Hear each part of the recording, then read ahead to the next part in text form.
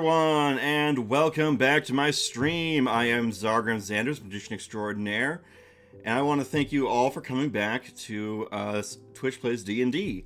I'm currently in my fall outfit. I thought it would be a bit more festive than just wearing my usual Magic Combat stuff all the time. And, yeah. We've also been releasing a few edited videos that are kind of, highlight videos that cover our sessions. And, thank you, Tarth. And I'm going to plug that channel here right now, since I'm not sure anyone... I don't know if you guys know about that one. But if you guys want to see more condensed and quick-paced ones, that's definitely the place to go see them. It's going to be on my...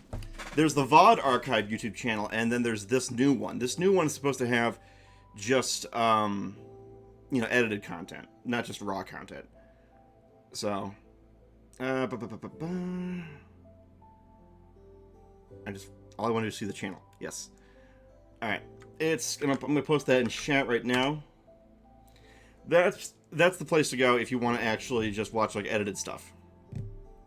So, anywho.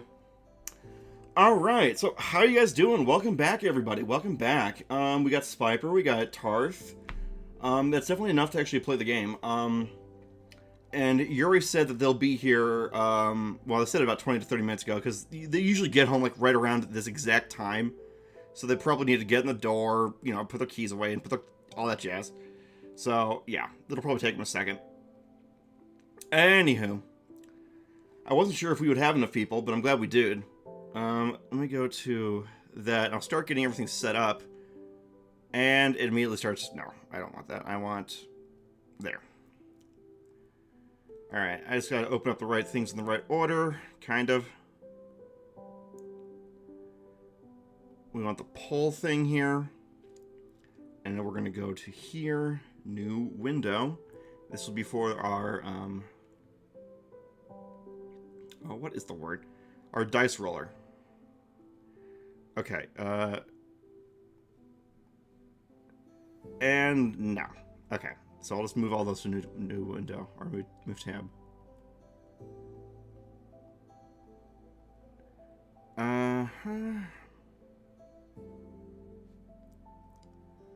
Wait, that ain't right. That ain't right. Hang on, I just gotta go around or the bend on this. There we go. There we go. That's what we want. Alright, alright, alright. Next up, I need to get... Doing okay, lots to do. Hey, how's your ice cream endeavor undergoing, Spiper? I understand you've been, you're one to actually kind of do it once in a while. I think it's kind of cool, actually, that you do that.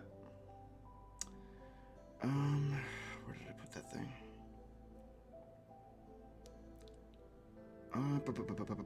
This is the one. That's what I want to see. Yes, please. And, yes, the Twitch Plays D&D 1. We're going to open this up. And open that up, please. Alright, I'm gonna... Yeah. Okay. Ran out today, still gotta make more. Hey! Hey, if I'm ever in your neck of the woods, I might even come by and bum a scoop off of you or something. Alright, let's go here. There, I can see a little bit better now. Alright. Do we have anyone here today who doesn't know how to play? I don't think we do. I think it's just our regulars today. Well, let me just get a little bit of water. I'm thinking we might want to start a new adventure. Because last time... Okay. So, what happened last time is you guys were looking for something to do, and you found out that there is a dragon that was basically heavily taxing and oppressing the local area. They're taking like a 50% cut of all, goods traveling on the roads in their territory. It was insane. Yeah, last time you killed a dragon that was in a human form. And, caused it all kinds of problems and stuff like that. By the way, I have been told by at least 2 people that, Peepo down here is offensive. Is that true? What do you guys, my actual viewers, think? Like, is Peepo here, like, a problem? Because I figured he was just the mascot of, Twitch chat. I didn't know that he is, like, associated with something bad. I've just seen all the memes and all the things like that. So I figured, okay, well, that must be the mascot then, because there's all those emoticons and whatever. I don't know. I guess maybe I'm just being paranoid.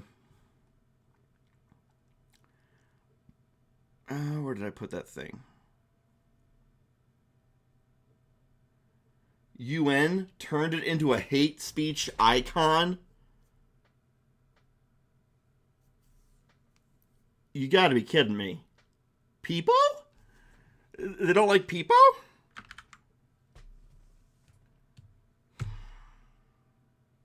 Crap. I guess we'll have to make some kind of other mascot for you guys. Well, my channel's so small, no one probably cares that it's Peepo for now. But I'll come up with some kind of other mascot, maybe. Okay. That's depressing. Anywho,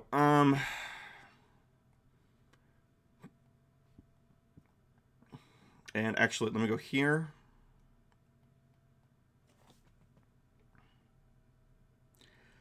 Right. I'm going to start us off at a new, yeah. Blame Reddit. Okay. Anywho.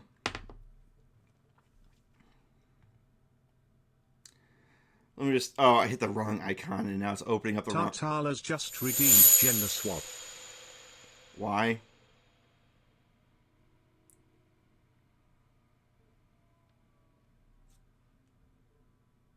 Oh, it just turned me into my... I know what you're trying to do. Hang on a second. That's weird. Where's my... That is supposed...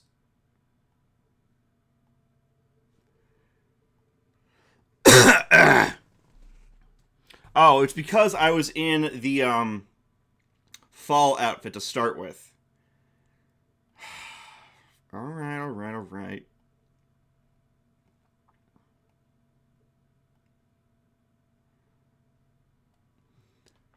Oh, there. Wait, what? Where's all my commands that I had? Did the update to StreamerBot get rid of all my commands? No, it still has my globals. So what the heck's going on? Why is... That's... Oh, no, it's still here. Yeah, it wouldn't have changed any model if... Yeah, okay. What am I doing? Anywho. Where were we? Let me just get rid of this thing, because I don't need Foundry up for this. Alright, we're going to start a new adventure. So I'm knocking you back down to level 1. It seems that usually by level... Oh, by level... whatchamacallit? By level 3, you guys get to be pretty powerful. So I'm going to knock you back down to level 1. We're going to start a new adventure. Alrighty then.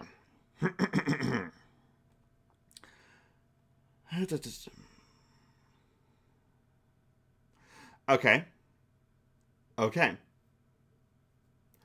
I'm going to do a poll. I want to see what kind of stuff you guys have an appetite for tonight. So, which kind of adventure do you want to do tonight? 1, standard, scary, funny, or bizarre. Alright, vote now. Vote now on what you want to do. Because I can do any of these things, but I think we might want to do a scary one. But...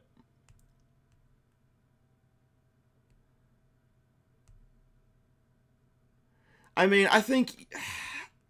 I don't know. I'm willing to bet Peepo gets modified and changed so much. I don't know. I'll have to come up with my own mascot. It's dumb.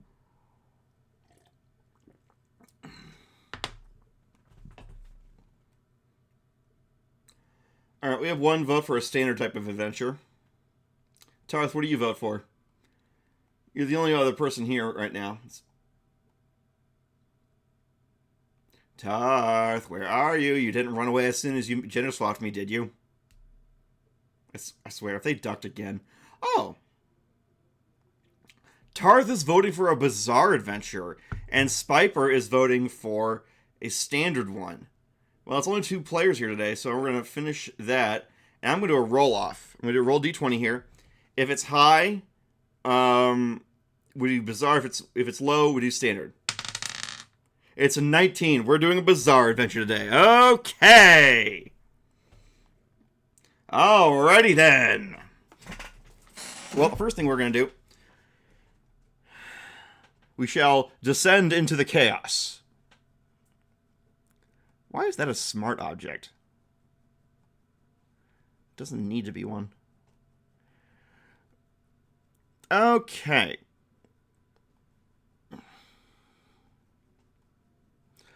And I'm going to make the background... The sky shall be blue, because I say so. Or shall be green. Here we go. And I'm going to change the color of the road, because why not? And we're going to make it... blue. All right, guys, we're gonna go into the pits of madness today.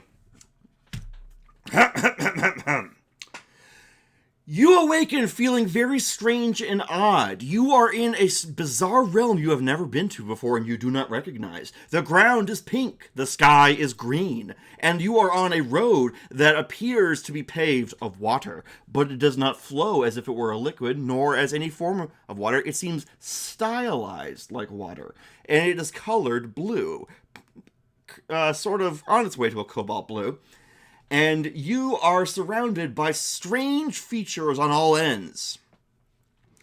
So I shall write up what you some extra stuff you see. To the north-ish, there's a forest made of blocks that seem to alternate between red and black. To the south-ish. A realm made of different kinds of food. To the east... I'm saying ish because you guys don't have a sun. So you don't really know what direction's what. So that's why I'm saying I'm giving approximate directions. They're all with 90 degrees of rotation separated from each other, or azimuth, but you know what I mean. To the east-ish, a different forest, seemingly more normal, but suspicious looking nonetheless. To the west-ish, fields of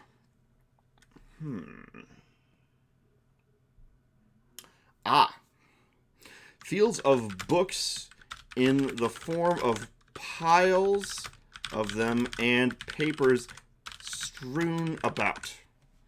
So, you guys have to decide where the heck you're going to go. You are in a sort of la-la land. Which direction do you go?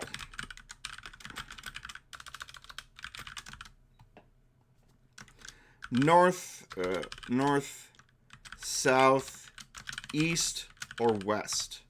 All right, starting the poll up. There we go. All right, tell me where you want to go, guys.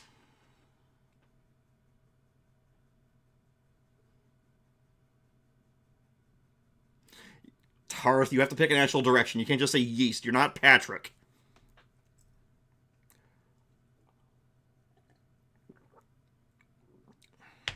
All right.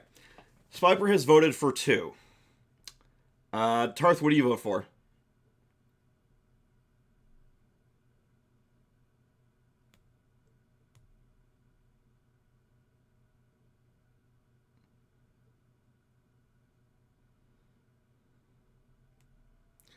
Tarth votes for number 3. We will have to do a roll-off then. All right, do we have another person here? We don't. Okay. We shall do a roll-off between these two people, or between. If it's low, it's south. If it's high, it's east. It's 10. 1 through 10, south. So we have opted for south. I think Spiper won that one. Okay, so be it. You try to find your bearings despite everything being, madness around here, and you decide to head south towards a realm that seems to be made out of food. All right. The ground here is more of a sort of white. So I'm going to give it a bit of an off-white color just so it doesn't blast your eyes. And growing from the ground are trees made of broccoli, which I shall draw presently. Oh, that's too narrow. I need to make it wider, otherwise I can't see what I'm doing. No, I don't want a pencil. I want brush. Yes, please. All right.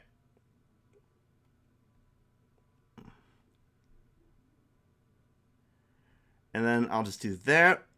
And so we'll have trees made of that are like big stalks of broccoli.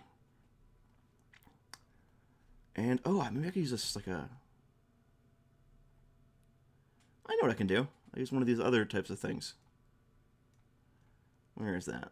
That'll do. It's even the right texture. So we got our broccoli trees. Don't tell President George H.W. Bush. He hated that stuff. All right. But we're not done yet, chat. We're not done yet, you guys. Because you see, there are also boulders made out of jawbreakers. And I'll make one of those just now, too. You're in a sort of a wonderland. It's all bizarre. And I was watching some recaps of like Alice or Lewis Carroll's Alice in Wonderland stuff. So I'm thinking, okay, you know what? Let's do this. So I'm gonna take this, and we're gonna take that. Mana potion? Are you not? Oh, you're not topped off. This is a new adventure. You should be topped off. All right. Thanks for letting me know. Okay, we have the reds. Now we need the blues. That's too much. Oh, that'll be enough. And now we need the yellows.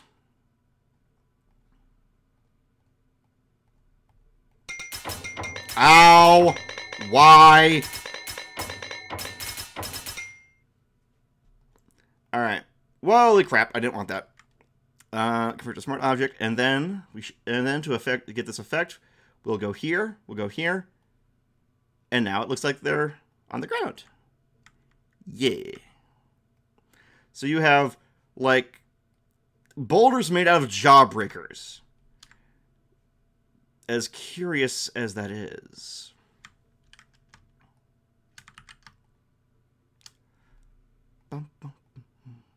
Alright. Not only that, you also have a swarm of birds made out of baguettes with wings of, like, bread shavings. And they see you, and they begin to descend upon you. They seem hostile, these baguette-shaped birds. And then we'll take one of these, and boom. No, I don't want that. I want this, please.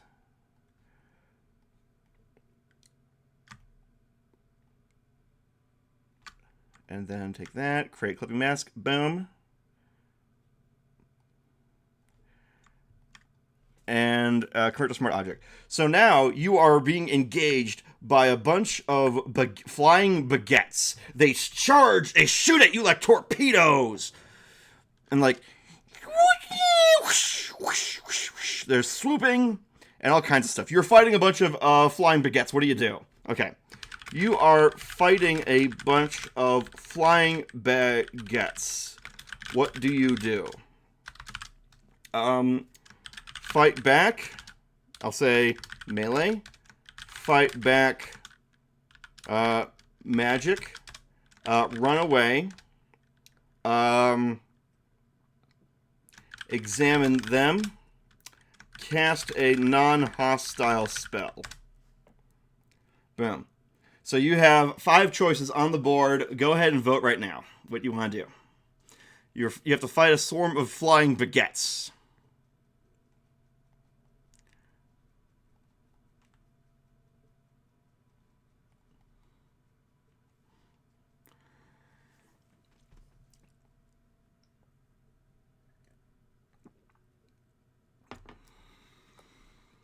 All right, all right. We have 1 vote for fight back with magic. Tarth, what do you say?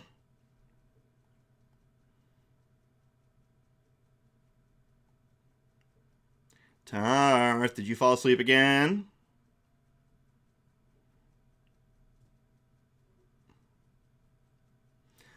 All right, they want to fight back with melee. All right, all right, all right. Well, that's only 2 people here right now, so we'll have to do another roll off. Here we go. If it's low, it's fight back with melee. If it's high, it's fight back with magic. It's 18. We fight back with magic. All right. As you are dodging these flying baguettes with bread shaving type of wings, you're dodging and you're juking, and these things are swooping at you, and you start thinking about what kind of spell would work on it. And you think, you know what? Screw it. Fire spell.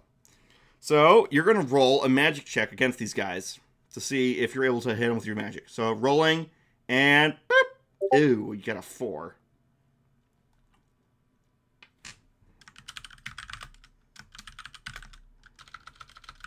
Hang on. I gotta set myself to do not disturb, because otherwise I will be disturbed. Anyway, so you got a 4 plus your magic bonus of 6, so 10 versus theirs. They roll a 17. I'm afraid you expend some magic. You spend some magic trying to attack them, and they try to attack you. 13 versus your... Oh, okay. They're not really doing damage to you, but it would be very annoying to be hit in the head with some bread. Like, that's charging at you and dive bombing you. So they try attacking you, and you're going to try attacking them back with some magic. Rolling, and... Boop. Oh! Sorry to say this, chat. You rolled a 1 on your magic check. You start conjuring up some fire spell, to get them, but as you do it, I'm afraid you did it wrong, and you blast yourself. What happens is you go down to 15 out of 17 hit points, and you go flying, whee, all the way out of their range. The baguettes have no idea what happened, but you've made an escape, just not in the way you thought. Okay, you are now flying in the air. Hang on a second. Let me just take this. Boom. Boom. And, boom. So you're flying in the air, and you see the ground far, far below you. You're starting to realize that this might have... that this might have been a bad thing. Getting flung up in the air like this. But as you're falling back down, you find an accordion dragon. A dragon made out of an accordion. So just a second. I shall now draw an accordion dragon. Boop. Ah, I forgot I had the wrong brush on. There we go. And then we'll take some like tan stuff, like the squeeze box element of it. Yeah, like that. And, okay, hang on.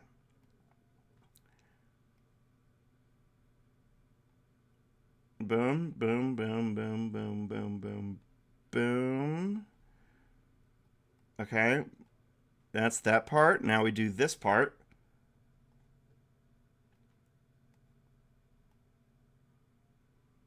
And then one of these. Spiper underscore just redeemed gender swap. Thank you.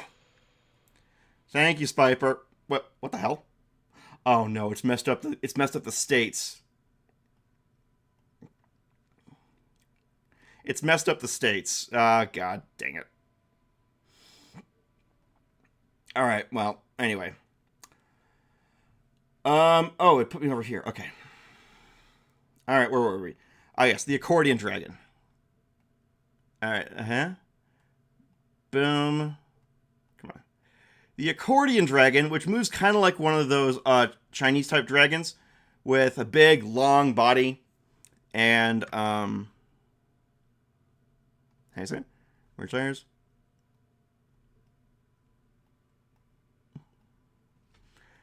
The accordion dragon flies over to you saying, "Well, welcome to the realm of nonsense.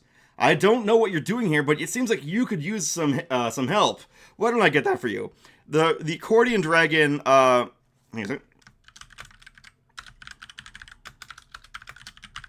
there. The accordion dragon flies beneath you and catches you on its back. It turns its head up to... I wonder if a bard could use this creature as a spellcasting tool. You know, it would probably make for one hell of a helper in your party to have an accordion dragon. The dragon looks up and he says, "Well, my name is... Hom! H-O-M. What's your name? You introduce yourself as Chat." And he says, "I've never seen you here before. You must be new to the realm of nonsense. I'm afraid this is a place that's very easy for your kind to go insane. But I'm afraid I'm not powerful enough to send you back. Do you have business here, or are you trying to escape? How do you respond to the accordion dragon's question? Tell him you want to escape the realm of nonsense. Tell him you have business here. Tell him you have no idea what to do." So you have 3 choices on the board, right there. I'll move myself down just a bit. There we go. All right, 3 choices on the board. You're telling him you have no idea what to do.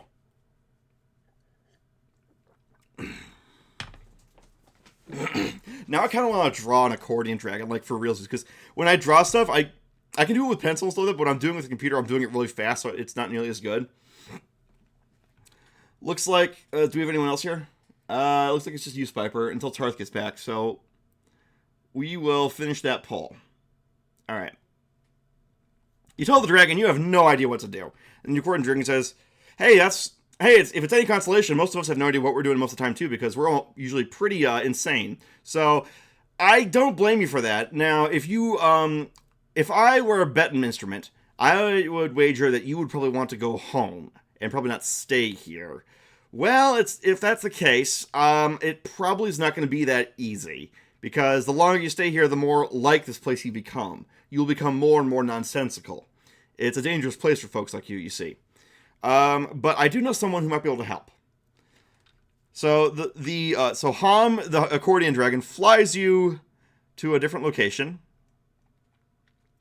It's elsewhere in the realm of food, we'll say. And you descend to a gingerbread house. Let me just draw the gingerbread house just real super duper quick. Boom, boom, boom. Okay. And then we're going to want a triangle for a top.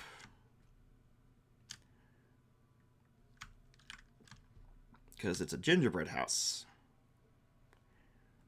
Alright, now what we're going to do is we're going to give it frosting. So I'm going to give it a stroke effect. Center. Boom. And we'll do one of these here. Boom. Now we shall continue the effect of this and do one of these with that. There's little frosting windows. We don't have time for me to do the full detail of everything, but I can get us close enough. There we go. So you come to a gingerbread house. And we're going to create that into a smart object. Okay.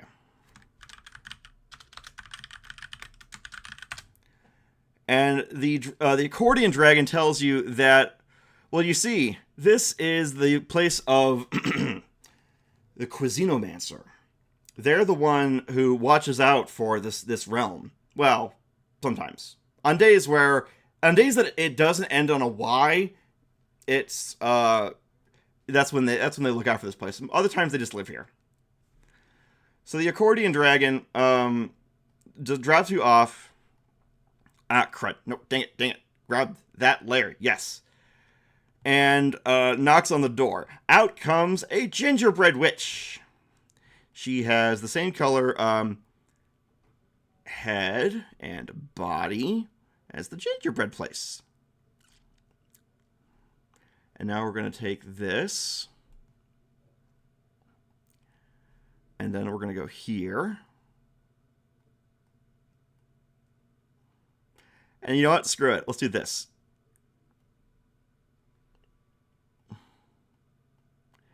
All right. Okay. Oh, come on. Give me all the layers. Thank you.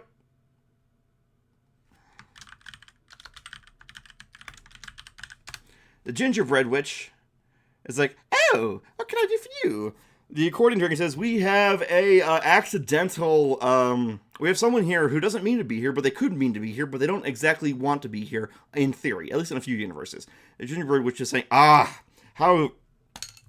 scandalous. Someone who fell into here again. Usually it's just those places called the front rooms. Well, let's have a look at you. The gingerbread witch comes up and looks you up and down, back to front, inside and out, and says, yes, you're very late. You ask what the heck they mean by this, and the gingerbread witch says, well, you see, if you meant to be here, you would be on time, but you don't mean to be here, therefore you're late. Time is weird here. It doesn't always obey the way we want it to, but it always seems to do what we don't want it to. Much like in your world, I must say. You take a moment to at least think about that before the gingerbread witch says, look, if you want to get back to your place, you will need to have some feet. And right now, you are a single picture with stuff put on top of it. You have no idea what the witch is talking about. And you look down, and to your eyes, you have feet, but to the witches, they're like, no, there's no feet. So you're like, you're at a bit of a loss here. What do you do? How do you respond to the strange conversation with the gingerbread witch? Ask her to be more clear on how to escape the realm of nonsense. Thank her and leave. Cast a spell. Attack is option 4. So, vote now.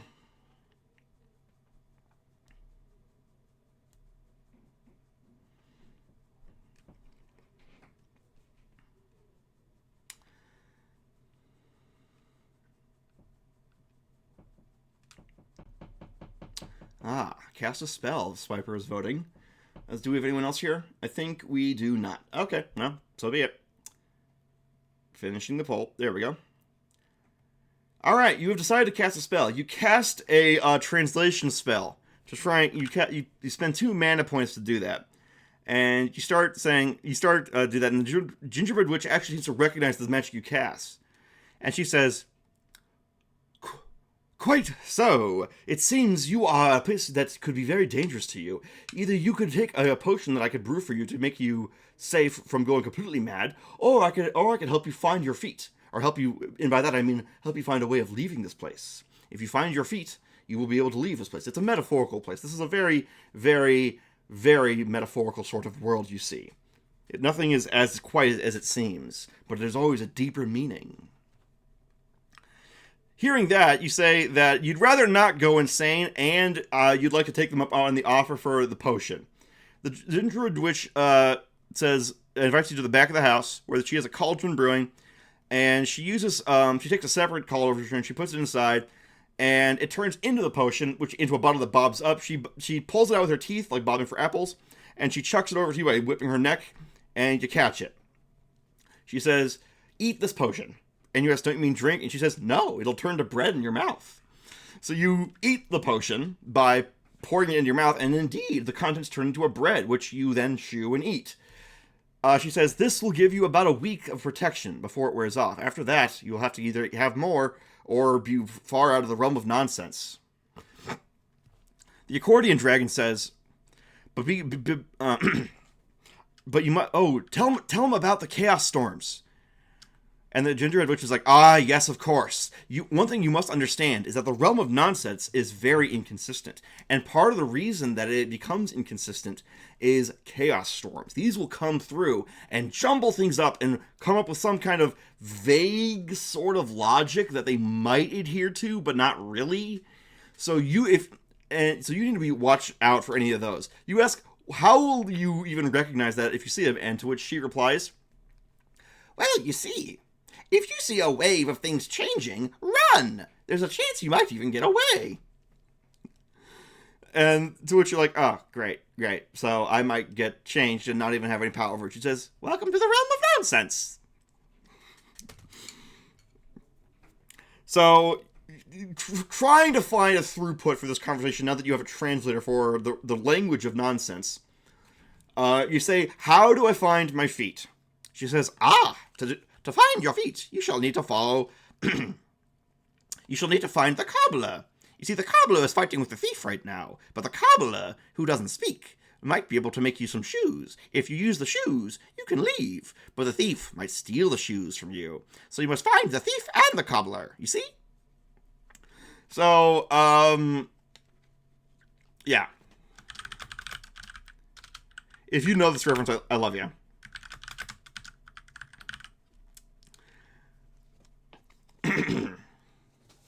So, it seems you now have a quest in order how to get out of here. You need to find the thief and the cobbler.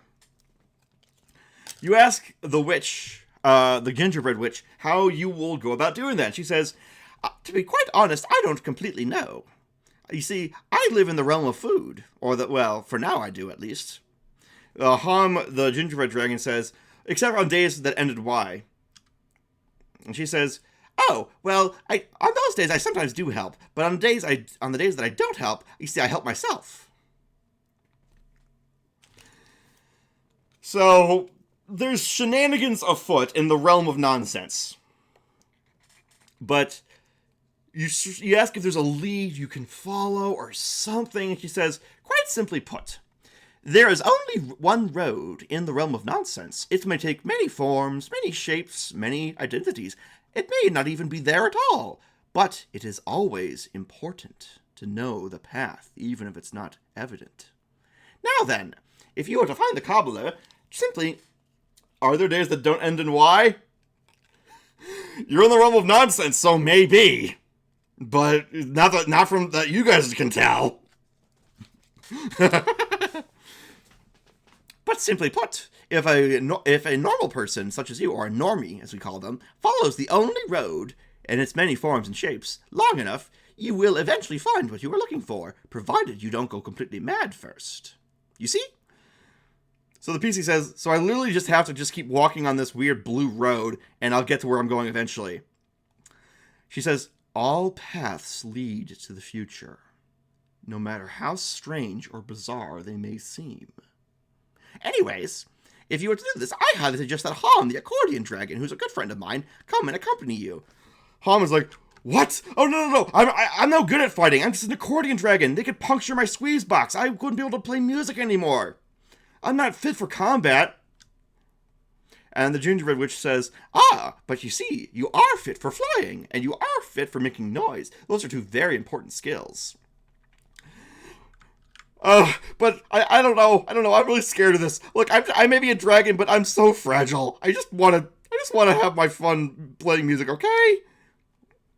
The gingerbread witch says, look here, if you only ever do the same thing, you will only ever get the same result. You must try new things if you are to try to get different results. And if you wish to remain weak and scared, then you must do exactly what you've always been doing. Anyways, you will accompany them, or else you will wallow in your own stagnation of character. And the Hom's like, aww. Well, if you put it like that... Okay, will you let me come with you? Chat, he spelled the T. Okay, will you allow the accordion dragon Hom to accompany you on your quest? Find the cobbler. Yes. No. Simple yes or no. Wait, wrong button.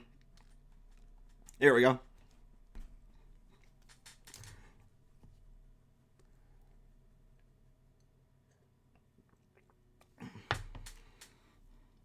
That's one yes. Do we have any opposed?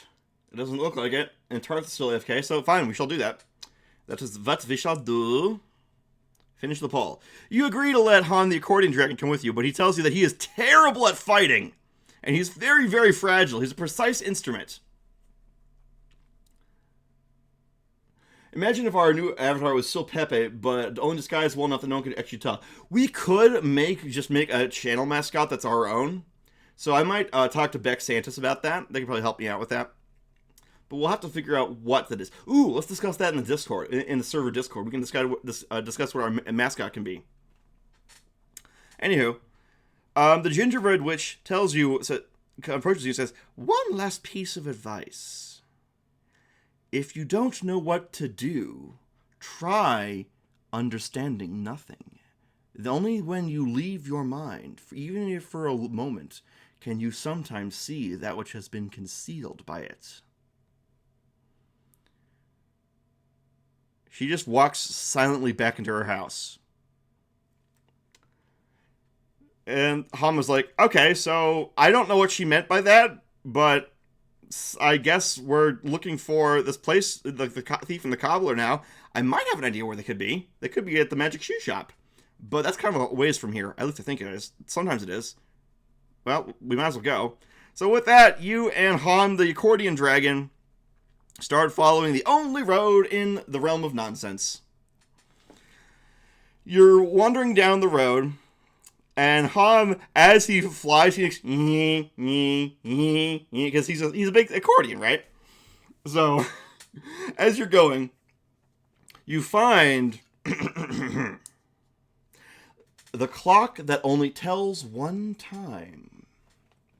It is a massive pocket watch person with googly eyes who has a clock face that only tells one time. And that time is right now. So we don't need that. We need one of these. So I'll make a little watch face. Boom.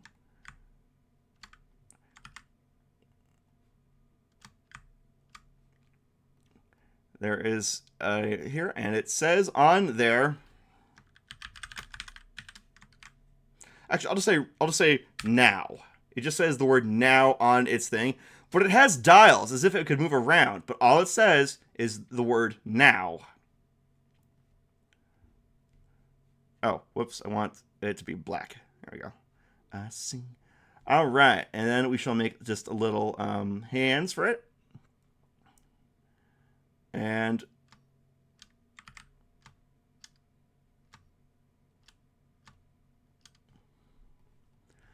Now, the strange living clock that only tells one time sees you approach and says, "Who in the world are you? Don't you know it's already now?"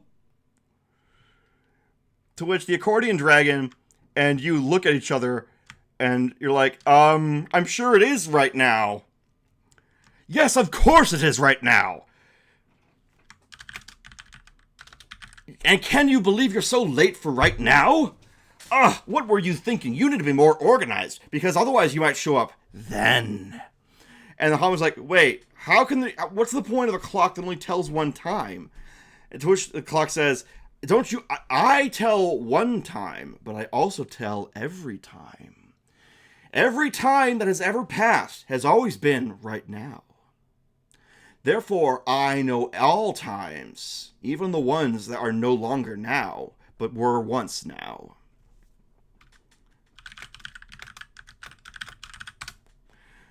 To which you ask if this person knows what the cobbler is. To which he says, yes, you will find the cobbler when you have found your feet. He's the broken clock who's always right. Exactly. But you see, you must understand that your time must be well spent, because otherwise it may no longer be now. It may be an old now, not a new now. But now is not the time to talk about now. Now is the time to talk about now. What are you doing right here? You repeat that you're trying to find the cobbler, and you say, and he says, but you are not. You are speaking to me, and I am not the cobbler. Therefore, you are not looking for the cobbler. You are speaking to the clock that always tells the time. And to which Ham says, okay, but do you know the right way? And the clock says, I know only one way, and that is the way of time, of which you are always moving forward on, whether you like it or not. Ham says, well, what about black holes? And to which the watch says, shut up. And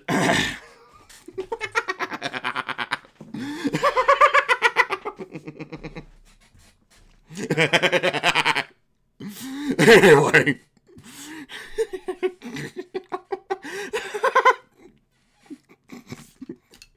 I'm sorry, I just made myself laugh there. Anyway, the clocks. You ask it if it's here to waste that you say you're getting tired of it wasting your time. To which the clock says, but do you not understand that no time is wasted? It is only ever conserved. Someone in the vast infiniteness of everything, always experienced now. You're like, okay, I don't get this. Look, set an alarm for Juan. And to which the clockman's like, Juan? Juan? What do you mean, Juan? It's now, not Juan. To which Tom's like, I think you made him mad. And then like, Juan? There is no such time as Juan. How can you say such a thing? And it says, how could you say such platitudes and not have any coherent thesis? To which the clock says, there is always meaning to be derived, even if it isn't the truth. And you're like, whatever. Let's get out of here. And the clock says, don't be late now, because it's now. You leave the watch behind you. And you're like, okay, I don't understand what that was about. When you are attacked by an anti-polygon. It is a polygon, but not. So I shall draw it like such. I'm going to make a little square. You are now fighting the anti-polygon. It exists in anti-space. But it also... It is a polygon, but only in anti-space, not in real space, and certainly not in nonsense space. And just for the pièce de résistance, we shall add an eye into it, because why not? It'll look cool.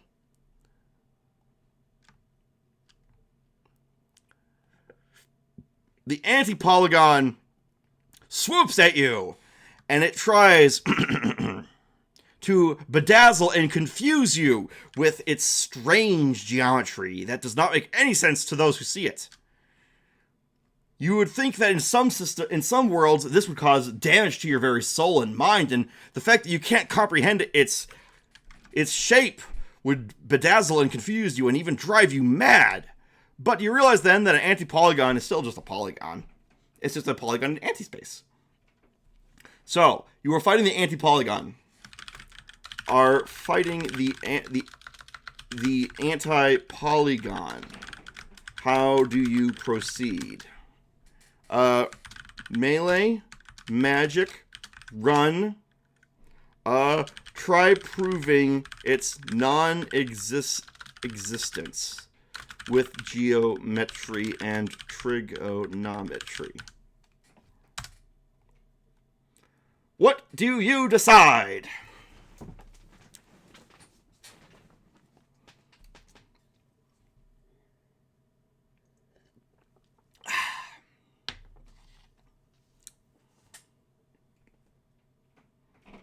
I know what I'll do. I'm going to flip it backwards. Flip horizontal. There we go.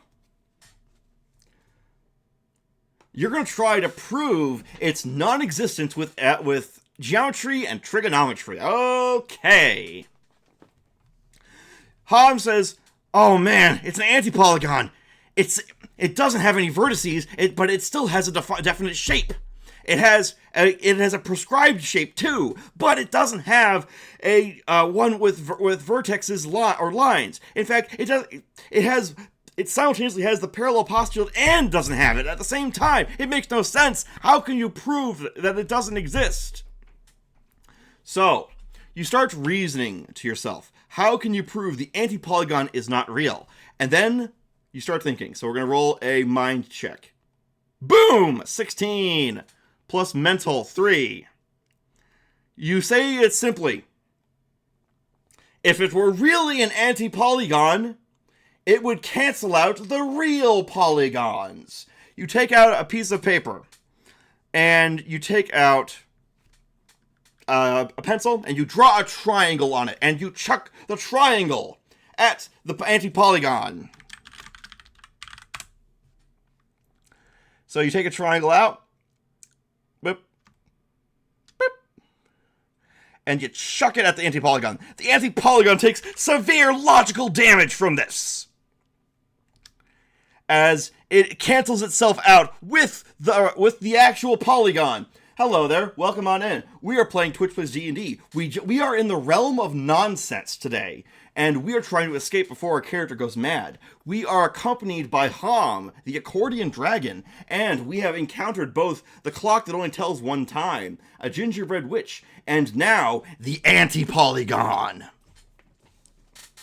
It is a polygon in anti-space, and you just defeated it using a polygon, because it canceled itself out. Congratulations! You defeated impossible geometry. And it wasn't an anime girl. Anyway, Hama's like, I don't understand what just happened, but I saw you throw a triangle at the anti-polygon. But okay. Anyway, you reassure him that if it was really an anti-polygon, or that it was indeed fake, because it cannot exist once it is exposed to a true polygon. Hama's like, I don't understand, but okay. You keep... that sounds like a suspiciously specific denial. What does? I'm confused now too. But anyways, you keep moving down the only road in the realm of nonsense. After which, the ground is no longer white. It changes to... Let's pick a color. Let's say purple. Why not? Purple's a cool color. And the road eventually is no longer is no longer sculpted blue and made to look like water. It is now instead, let's make it yellow. Why not? It is now yellow and paved in brass. Not an anime girl. Anyway. Okay. You and the dragon are looking around, and you look at the ground. The ground looks like it's made of grass, but here's the thing. The grass grows downward. It is a negative impression of the topology of the very surface layer of grass. For instance, if you were to take a very, very, very delicate piece of fabric and lay it over the grass to get the topology of it, it would be the opposite of that. So it's a recessed thing that is down from the thing instead of up around it. It's very strange looking, and it looks like a bunch of channels that were carved out. You aren't quite sure what's going on, but you keep moving along. And Hama's like, oh, I don't like this. I don't like this. We might be entering a place of severe negativity. And you eventually come across...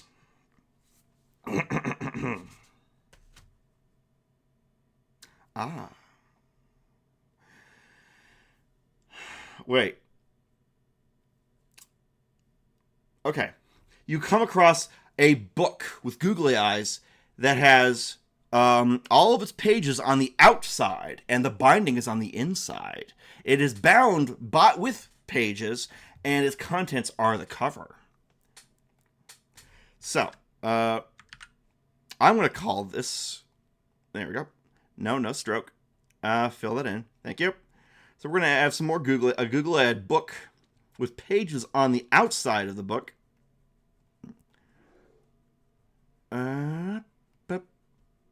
Here we go.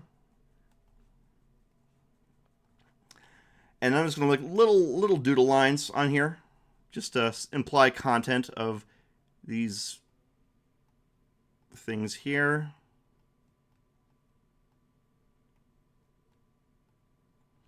All right.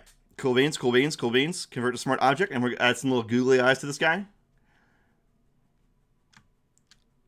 The guy. Oh, wait.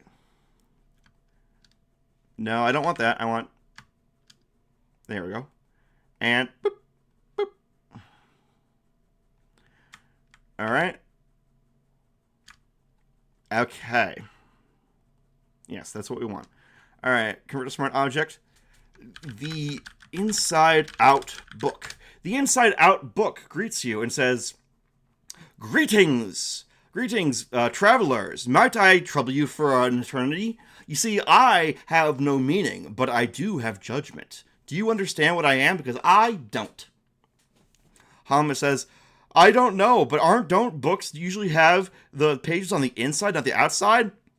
Ah, but you see, I am a book that is immune to being judged by its cover, you see. Ha-ha! Because all of my contents are out the outside, therefore, people must read me to understand me and judge me. I wear all of my content where everyone can see all the time." You think for a second and ask it, but doesn't that just mean that the inside of you is just the cover? And to which the book says, "Well, perhaps, but I still have content nonetheless, and now everyone can see it." Ham says, "This is getting to my head. Look, what if it rains? Won't your pages get soggy?"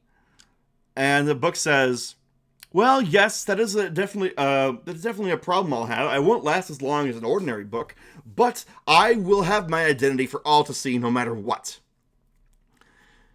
Now, if you wish to pass through me, I'm afraid I must ask you a riddle. Or else you will have to take even longer on your voyage." So, the riddle is as follows, fair adventurer.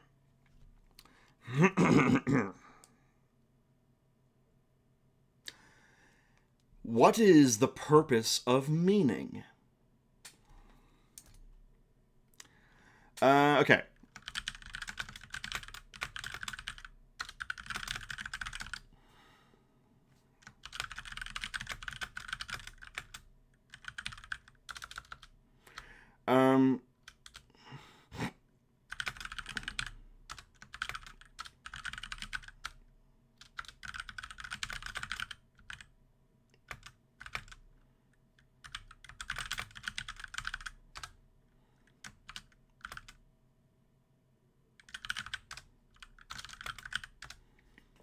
Okay. Here is the riddle, everybody. The riddle is, what is the purpose of meaning? 1 is to be yourself. 2 is to communicate with the world by giving a definition. 3 is to dream. 4 is to be. What do you answer, everybody?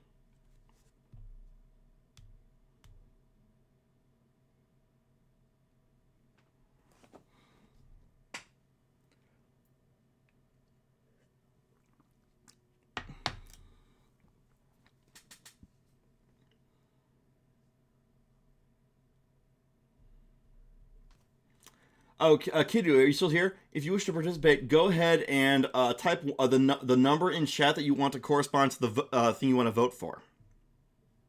We do it because the integrated poll system kind of doesn't work so great. Or, I mean, it doesn't let you type stuff as long as you want, like this does. So, yeah.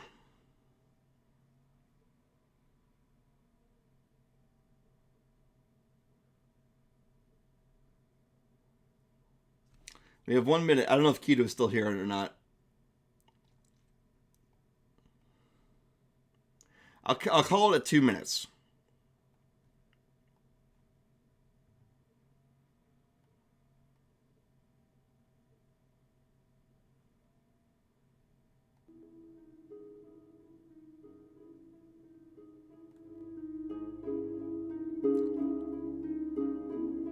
There we go. I'll just a little bit of music to the background. Anyway. Alright, so we're at 2 minutes. So we only had 1 vote, and it was to communicate the world by giving a definition. The Inside Out book says, that is a fair answer. Meaning can be used to describe itself to other things. If something means something, something can be valued. But let me ask you this. What does it mean to mean nothing at all? You think for a minute, and you think inwardly. Chat, what do you think it means to mean nothing? So I'm gonna let I don't want to make these rules too easy. So, what does it mean to mean nothing?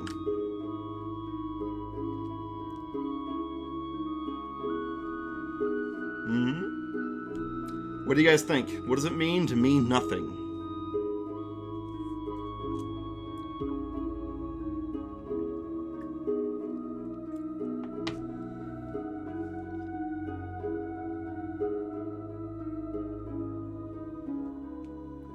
Oh, I messed up. I need to actually adjust this. There we go. So yes, indeed, what does it mean? In the context of words, it means a non-word. Okay. So your character will say that it means it is a word that is not a word. It is something that has not been defined and has not been given meaning by a dictionary or by a lexicographer. The Inside Out book says, I can accept that, but I cannot accept nothingness. Let me ask you this. Next question. Can you accept a life without meaning? But then what is meaning but what we give definition to express to others? Does your life mean anything? Do I mean anything? Do you mean anything, good accordion dragon? Indeed, does anything really mean anything? Or do we only believe it means something? What is certainty, if not a sense of belief in the truth? I might have the truth out in front, but sometimes the truth is even more obvious, and no one reads it. Food for thought. And with that, the Inside Out book leaves you to ponder that fact. You look to Hom, the accordion dragon, and say, what does it mean? Sometimes the truth is more obvious and no one reads it? Hom says, I guess it's like when you don't think about what you see and you don't try to make sense of anything. You both think about this as you go along the road. At some point, you encounter... Oh, I probably shouldn't do this for Tarth's sake. Ah, dang. Let's think. I'm going to lower this volume. There we go. Is the music doubled? I think it is doubled. Yeah. Anywho, so you proceed onward and find a massive swamp in your way. It is, it's blue. Let's say it's blue. And it is full of elemental uncertainty.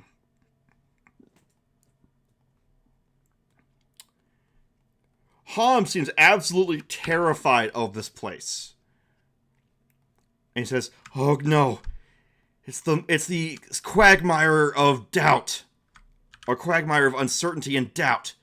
Oh, we need to be really careful here, or else we may never leave. Alright.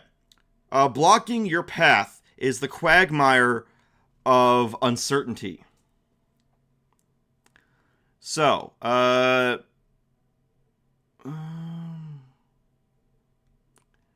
on a second. Boom.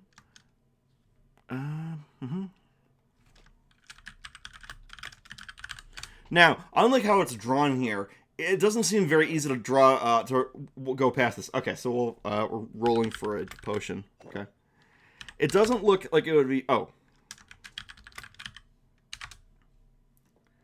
Okay, you get 3 hit points back. And...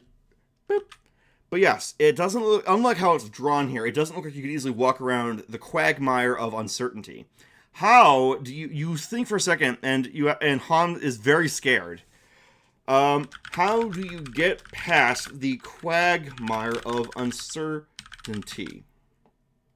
Cast a spell. Try walking through it. Try cheering Han up. Turn back and go a different route. Alright, what's it going to be, guys? How will you get past the quagmire of uncertainty?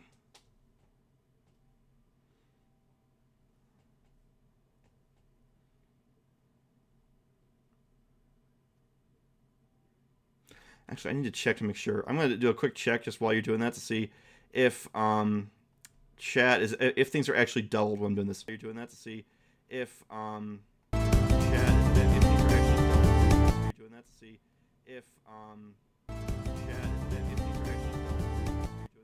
It is doubled. I was afraid of that. It is doubled. I was afraid of that. Okay. Oh well.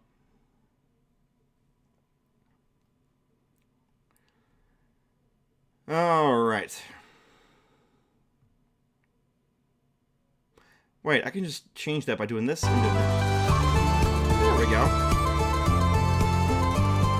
There we go. All right. Alright, you voted on either cast a spell or try cheering Ham up. You have a minute left to break the thing.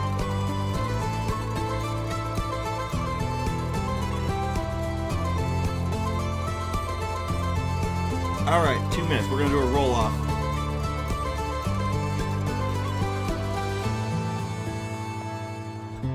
Alright. We're going to do a roll-off. Here it is. Okay. If it's low, it's cast a spell. If it's high, it's try cheering Ham up. It's high. So you go to Ham and you say, not to worry, not to worry. You can fly, remember? So there's no reason for us to get caught in the quagmire. Ham is like, I guess, but I don't feel very confident flying over this thing. I mean, it's just so uncertain. Ugh. But you're going to make an attempt to cheer him up with your charisma, so boop, and boop, 15 plus skill, 7. So, okay. You're able to reassure him that if as long as he keeps flying, he can avoid, as long as he keeps moving, he can get over the quagmire. Ham seems a bit doubtful, but he's willing to trust you.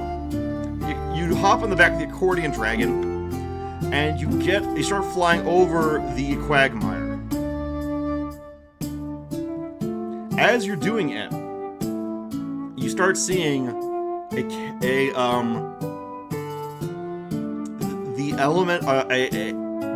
uncertainty elemental coming after you. The uncertainty elemental lunges at you, trying to pull you down to the quagmire. How do you fight the uncertainty elemental while mid-air? Melee, magic, try to escape. Alright, you're fighting an uncertainty elemental.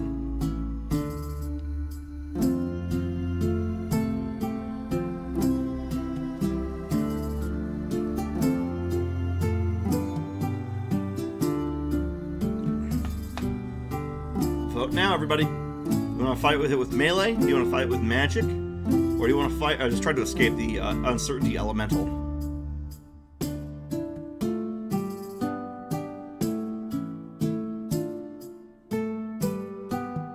Spiper is voting for 2. I believe Spiper might be subscribed to the idea of magic must defeat magic.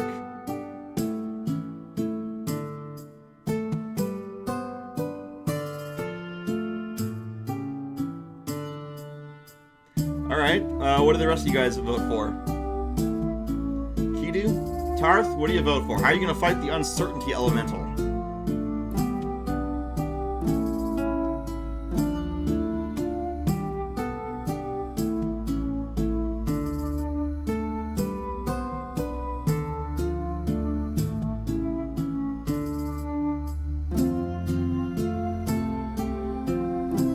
Okay, Tarth is again waiting for something else. Alright.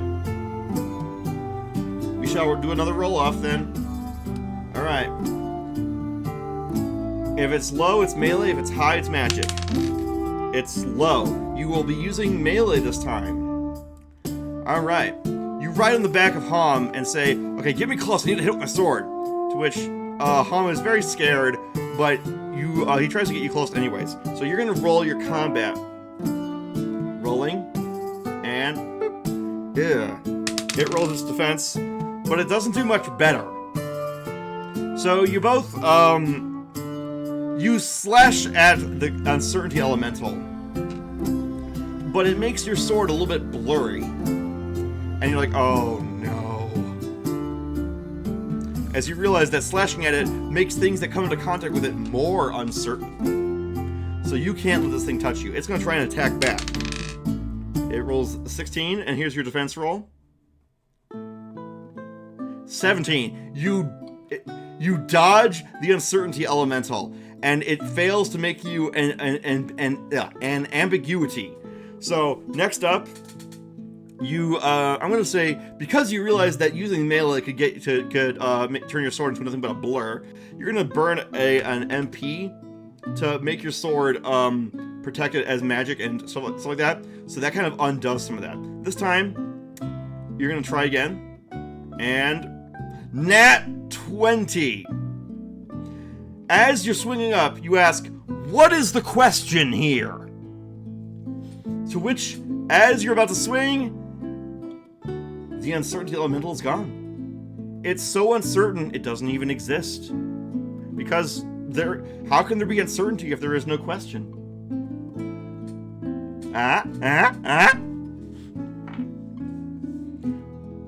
Alright, Hom is like, oh god, I'm so glad we escaped that. That was terrifying. Oh. And he makes that sound as it's moving around, because it's an accordion dragon, you know. So you're still following the road, to which you eventually come across. Let's see here.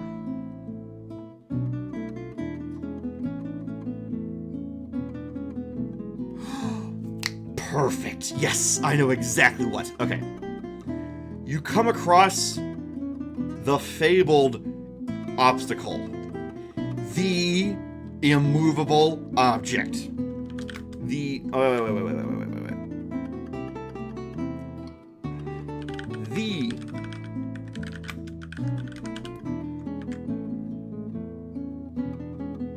Okay. You are now in the presence of the universe-famous immovable object. None other than it's the actual immovable object itself. It's even labeled as such.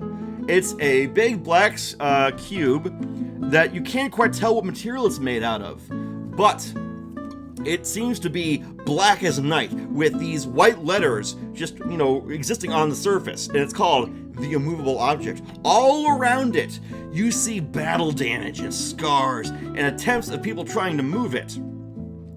In fact, you even see many different types of... Hey, Yuri. We are now trying to deal with an immovable object. We are in the realm of nonsense. We met with a gingerbread witch. We talked to the clock that only has one time. We talked to the book, the Inside Out book. We even flew over the quagmire of uncertainty and defeated an uncertainty elemental.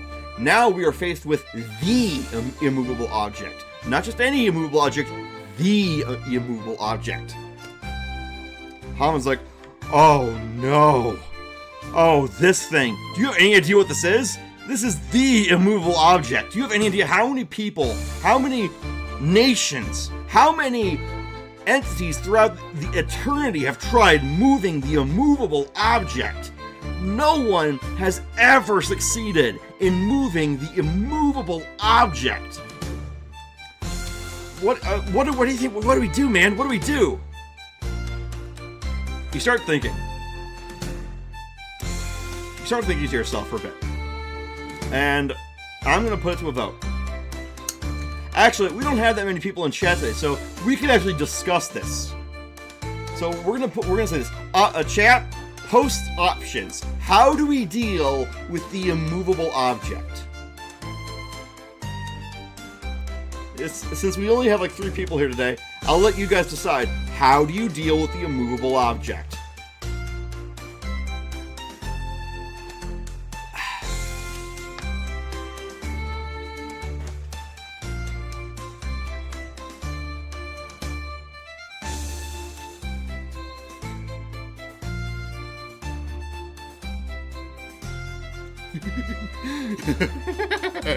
Probably by going around it, not like it can move to stop us.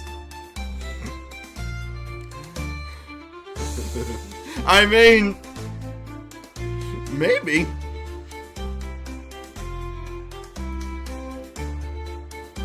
Ooh, can you perform a silly little dance to summon forth the unstoppable force? Ooh. You can try.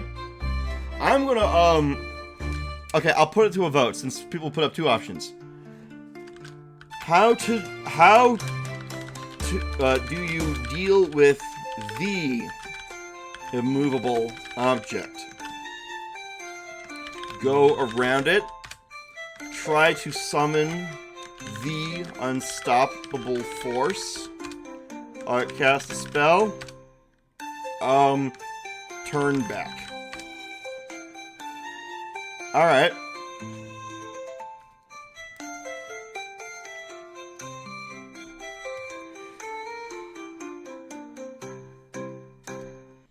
Alright guys, vote now. How do we deal with the immovable object? Not just any immovable object, the immovable object. That the very cosmos itself has tried to move and has failed. Alright, so people are voting for their respective choices. Tarth, are you still with us? Tarth, we need you to break the tiebreaker. Here.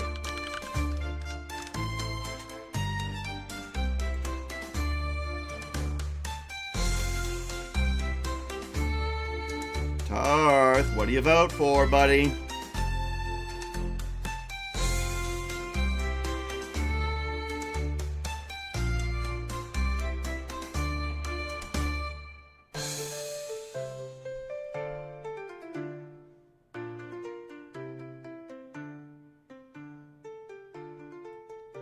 I guess Tarth might be AFK again.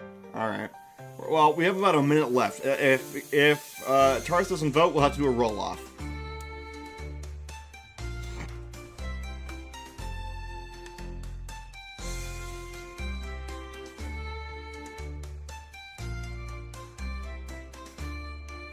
We're almost there. So vote 1 to go around it. Vote 2 to try to summon the unstoppable force. Vote 3 to cast a spell, and vote 4 to turn back. I know exactly how you're gonna do. How you can do any of these.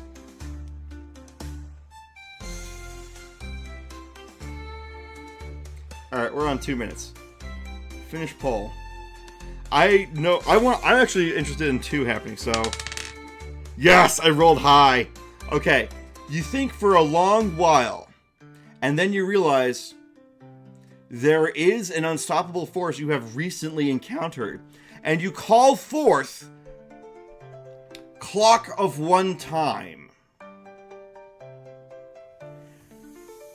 The clock bounds up the road towards you and says, "Ah, yes, what can I do for you?" "Is that the immovable object?"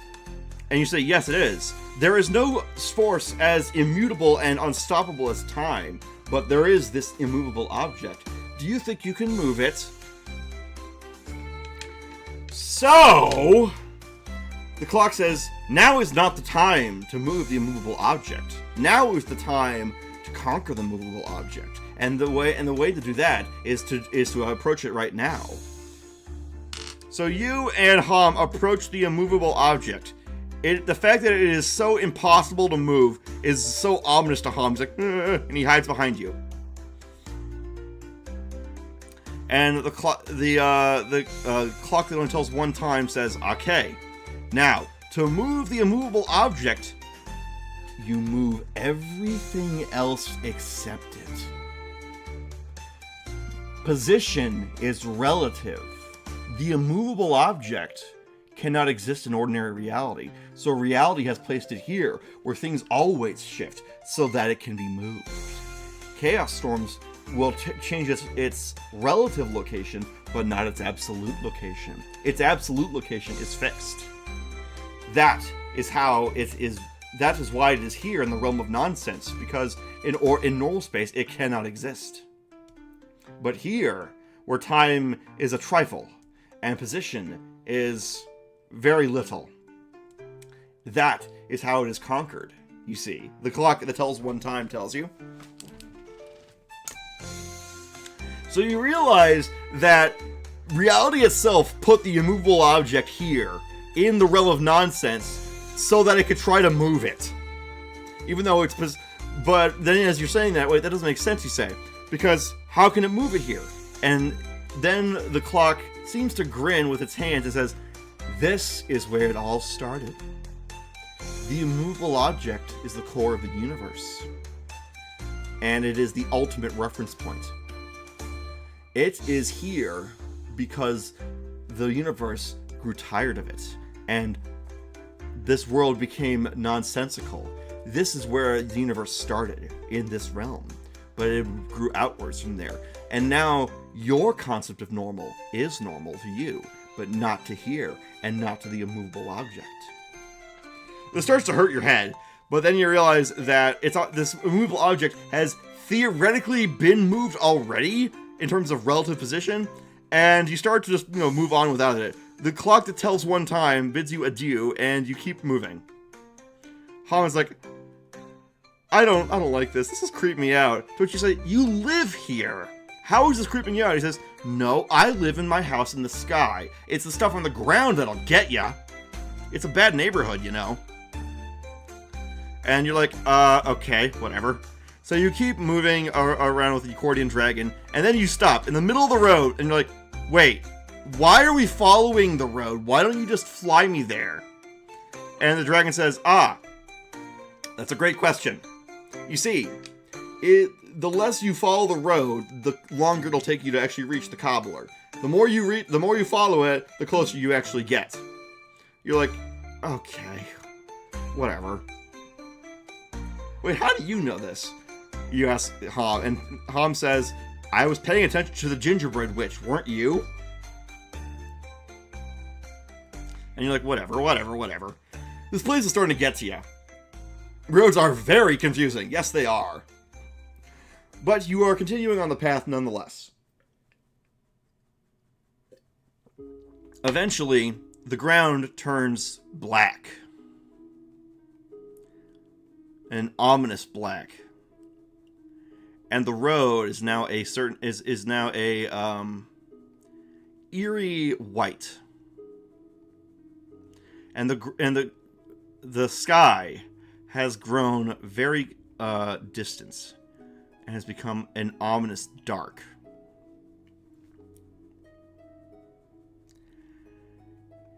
You find yourself walking on this very creepy road where everything's so quiet.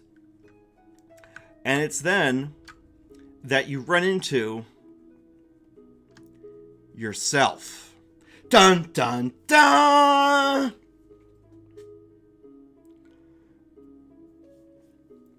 You realize that there is yourself looking there, and everything you say, it says. Every move you make, it mirrors. Everything you do, it does. So, you approach it, and it approaches you, and you meet somewhere in between, and you try talking, but you hear yourself, not dark chat. You hear but here's the problem. It becomes very difficult to talk, because I don't know if you know this, but in real life, if you try to talk while you're hearing yourself talk, it messes you up. So, but you mess each other up as you're talking, and you can't get a word out at all. You try to move past each other, but you mirror each other's movements, so you always end up in front of each other no matter what you do. What do you do to overcome the mirror image of yourself? And we don't have a whole lot of people here, so I'll let you guys come up with an open solution of this. How do you best the mirror you, as it were?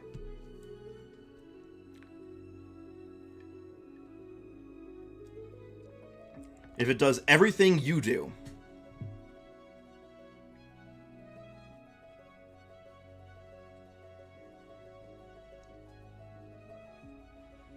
Get help from the accordion dragon? Okay, that's one possibility. Do we have any other ideas?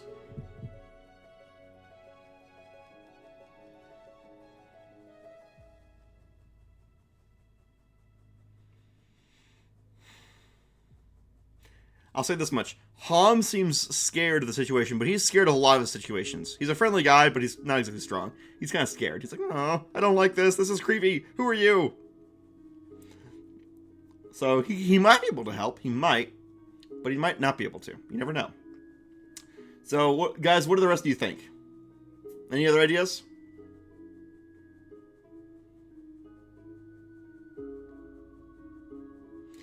Do-si-do dance, so we need to end up swapping places once the dance has ended. Get the accordion dragon to provide the music. I like that. That seems to build off of what Spiper said. Okay.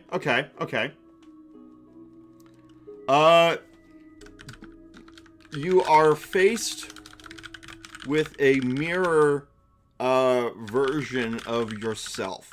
It blocks the way by mirroring everything you do. What do you do? We'll say dance around each other and have Ham play music.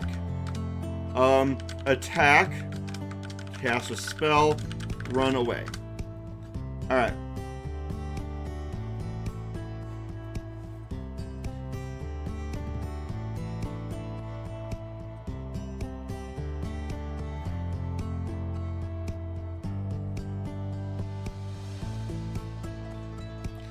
Vote now. Vote 1 to go through the plan that the two of you posted.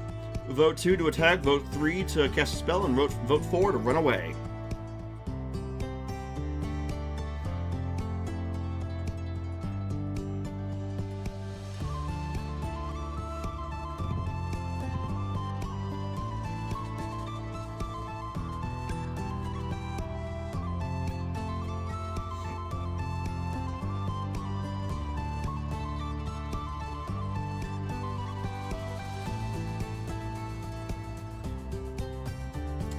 Is anyone else gonna vote? Hello? Where did everyone go? Spiper, you gonna vote? Okay, there it is. And with that, we do have a majority. Okay, you decide to implement the plan. Alright, so you say to Ham, play music. You try to force yourself to say that despite everything you say being repeated. And they're so in awe of my plan that they are stunned. Dream on, Yuri, dream on. Ham's like, oh, good idea. He goes,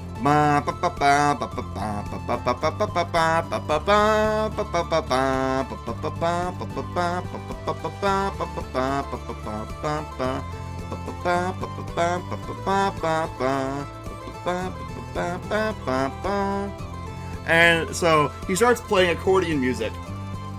And you start dancing with yourself.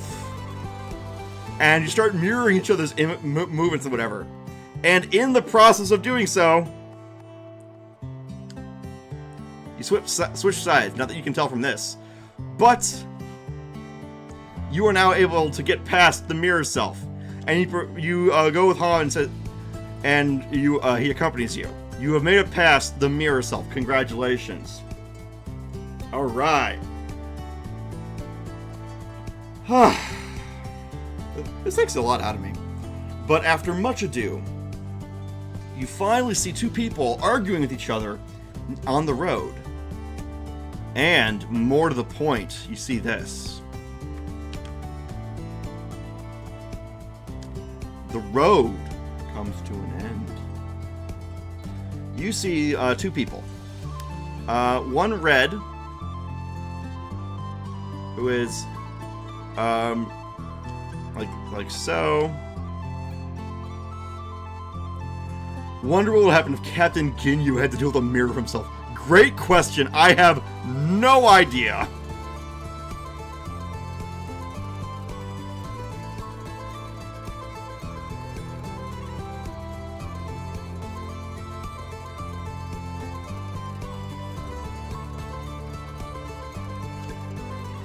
Okay. Next up, we're going to make the other guy.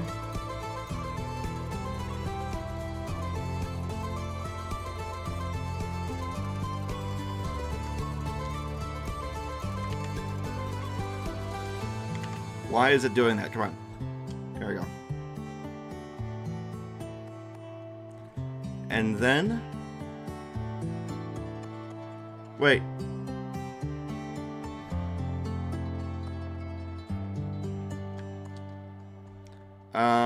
Yeah.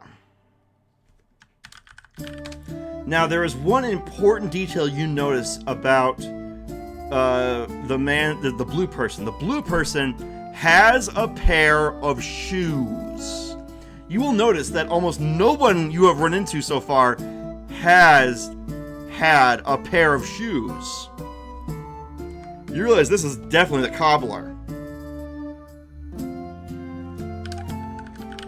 Now you see that the thief is looking at the cobbler and says, give me your shoes! Give me your shoes! And the thief says nothing, or the cobbler says nothing, and is running away from the thief, as the thief chases him around. They're going around and around and around as one chases the other for the pair of shoes. An inverted, endless complimenting each other is what would happen. An inversion of that Xavier Renegade Angel. I love that scene. You snows, you lows. You snapper, you get slapper. He who found it, browned it. I hate to break it to you, but I wore them first. That scene is amazing. Anyway, the thief and the cobbler are chasing each other, and Ham says, if we don't do something quickly, we might never catch him, and they might even run out the spell. We don't even know how long it's been since we've been here. We need to hurry, chat. So, okay. The thief is and the cobbler are struggling. What do you do? Attack the thief. Try to communicate. Cast a spell. Turn back. Give up. Alright.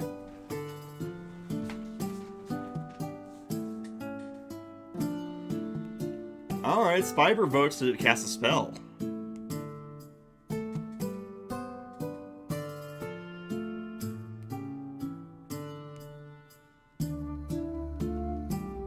Yuri votes to cast a spell. Is there anyone else who wishes to vote? Going once, going twice, going thrice, going tetrice, going pentice, going sextice, going septice, going octice. Alright. You cast a spell. You cast Hold Person on the thief. You're gonna go down to 4 hit magic points. But you cast the spell, and I'm gonna do an opposed magic check, so here we go. Boom. And boop, 14 plus your magic of 6, 20. The thief will try to resist. 3. You stop the thief. The thief is stopped in his tracks, and the cobbler gets away. The cobbler comes up to you, bows his head at you, and he pops off his shoes and gives you a pair of shoes. Hang on a second, I gotta find your lair again, because I don't remember where I put it. You now have feet. For the first time in Twitch Plays D&D history, Peepo has feet. Actually, no, in the original, in episode 0, he had feet. But for now, for the first time and for a long time, you have the shoes that you put on. With that, the thief and the cobbler both vanish, and a doorway opens up before you. Hom says, hey, I just want to say that traveling with you has been some of the most fun I've ever had in my entire life. I'm gonna miss you. I don't know if I can survive where you come from. I might just turn into an ordinary... And then retire Peepo. You know, we might just do that. I might just add... Hey, you know what? Okay, after this, let's go to Discord and discuss what we can replace Peepo with. We need a mascot for chat. We need a mascot for you guys. So we need to discuss who will the mascot for my chat will be. So we need to have a discussion about this. But anyways, let's get back to the scene. Han says, "Hey, I just want to say I probably can't exist in the world you came from. I probably would turn into an accordion, and that's about it. But I want to say that I'm never gonna forget you, chat. You're cool. I'm gonna miss you." So Hom seems really Hom is saying goodbye. What do? Try to comfort him, ignore him, and step through. Sob uncontrollably and hug him. Try to cast a spell.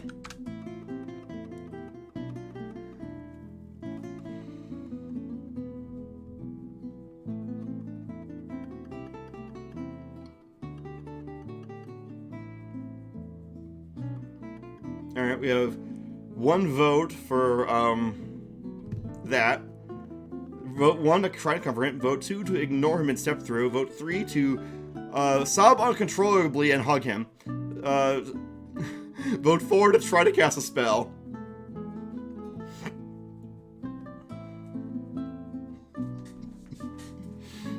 Okay, we have a deadlock. We need someone to break the deadlock, everybody. So, Kitu or Tarth, we need you to break the deadlock.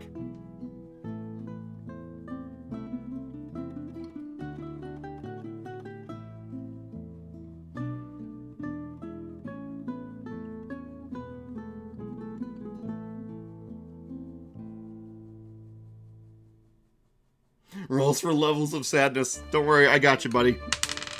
It's a 14 out of 20. It's pretty sad. Well, I don't think anyone else is going to vote, so we're going to have to do a roll-off. No, we're not going to do a roll-off. We're going to do both, because they are not mutually exclusive. Now, are they? I say that we're doing both. They are not mutually exclusive things to do. So you do both because I say so. Damn it, I'm the DM, and I think it's more wholesome that way. You take Hom and you hug him and it makes a sound as you hug his squeeze box thing, and you both cry a lot. And as you're crying, the gingerbread witch appears from the other side of the portal, not through it, but from around it, and says, "Why are you two crying?" And then the clock that tells 1 time approaches as well and says, "Yes, indeed, now is not the time for tears, now is the time for farewells." The gingerbread witch says, "Do not worry. You see, the realm of nonsense is always with those who touch it. You have touched the realm of nonsense, and this world will always be within you." You ask what the hell that means, and Hom asks what the hell that means, and you say, and the gingerbread witch says, "Okay, fine. I'm trying to make this a mystical thing, but fine. I'll tell you the spell, and I'll send it to your world. It won't make sense, but do it anyway, if you want to come back here." She asks you to take out your hand, and she writes something on your hand. And you look at it, and it makes no sense. But you're like, "I think I can do this." She's like, "Good." Wait, where's the clock that tells 1 time? The clock says, Now is time for you to depart from the realm of nonsense." Gingerbread Witch says, yes, indeed. I'm afraid you mustn't tarry too much longer, or else you might be stuck here. And you say that you still have several days worth, and the Gingerbread says, no, it's the last day of your journey, unfortunately. You and Ham say some final farewells, and at last, Ham says, hey, you're awesome, chat. You wave goodbye to everyone, and you pass through the portal. You awaken in your bed, and the realm of nonsense connects to the world that you know through the world of dreams. It's not necessarily that it was all a dream per se. It's that the mechanism of dreaming is how the world of nonsense connects to the real world. Quite ingenious if you think about it, because that means it's very hard to get there. Anyone over 30 can tell you just how hard it is to sleep well. But yes, the realm of nonsense requires you to be able to be in a dream in order to enter it. And with that, we are going to call it here for tonight. Oh no, we're not finishing. We're not finished yet. We are not finished yet.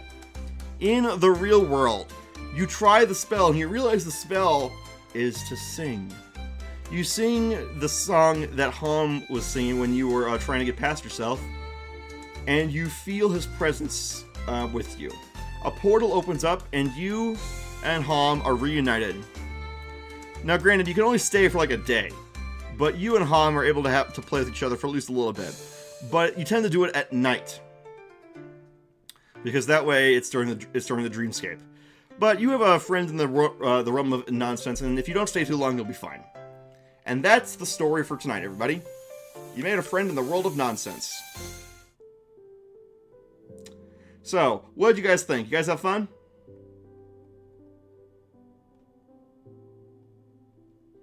Oh, don't forget, we're going to go to my place, or to my Discord, and I'm going to create a topic right now. Okay.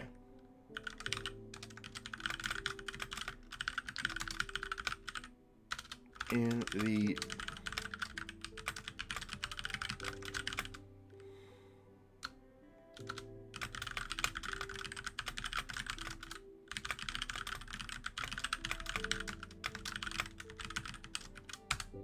Alright, I just pinged everyone in the general chat in my Discord. So if you want to have a hand in choosing the mascot for the channel that represents you guys, then yeah, go ahead and discuss in the Discord with me. With that, I think that's a good stopping point for now. The world of nonsense has some very nonsense rules. Yeah, it sure does. It sure does. But I had a lot of fun doing that one. I might just make the world of nonsense its own thing. But then again, to make a module for the world of nonsense is to undo the very concept of it.